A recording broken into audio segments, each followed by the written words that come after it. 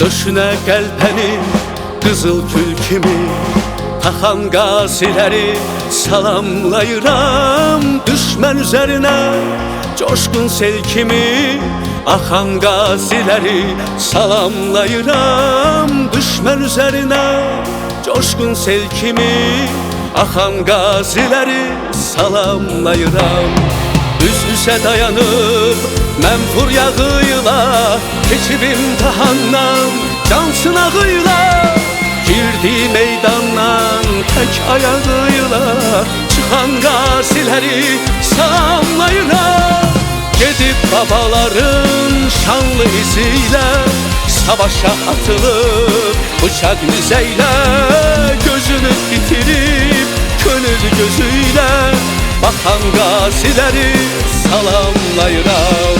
Gedib babaların şanlı iziyle savaşa atılıp bıçak nizeylə gözünü bitirip könül gözüyle bakan gazileri salamlayıram.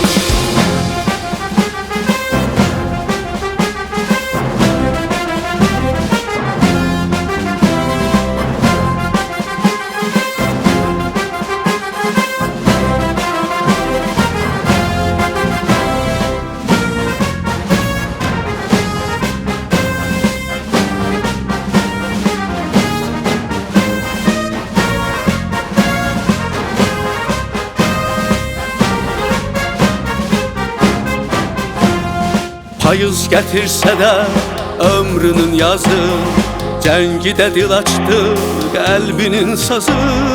Qoymadı zəfərə bizi tam arısı, oxan qaziləri salamlayıram. Qoymadı zəfərə bizi tam arısı, oxan qaziləri salamlayıram.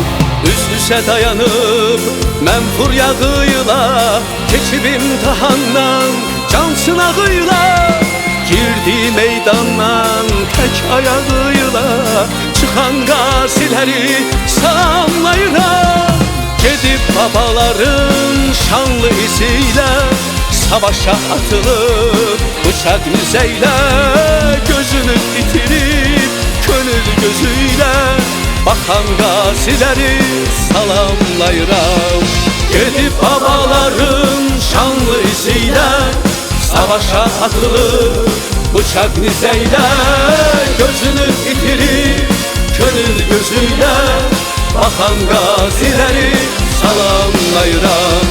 Gedib babaların şanlı iziyle savaşa atılıp bıçak nizeylə gözünü bitirip könül gözüyle bakan gazileri salamlayıram.